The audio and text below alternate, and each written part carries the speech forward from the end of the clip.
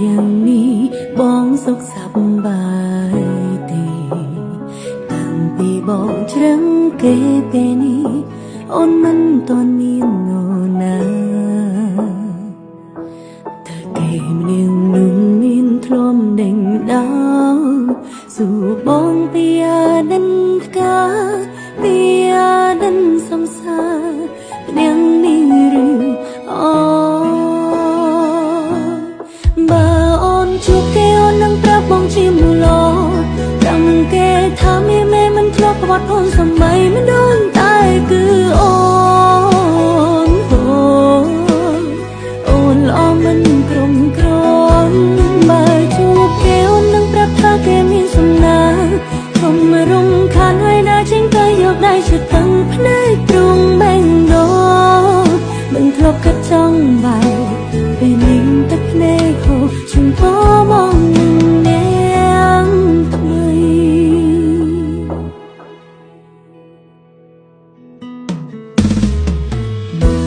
យ៉ាងនេះបងសុខសប្បាយទេតាំងពីបងជ្រឹងគេពេលនេះអូនមិនទាន់មាននរណាតែគេម្នាក់នោះមានធ្លំដេញដោលសួរបងពីអាដិនតកាពីអាដិនសង្សារម្នាក់នេះឬអូ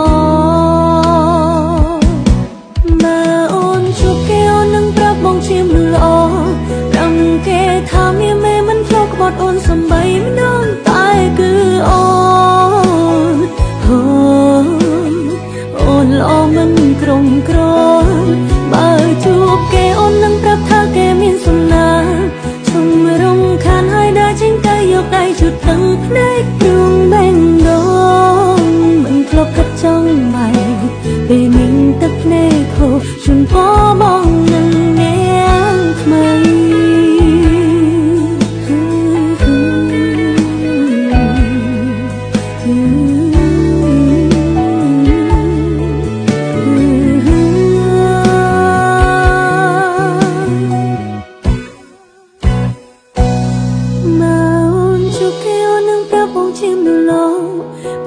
គេថាមេមិនធ្លាប់ផុតអូនសំបី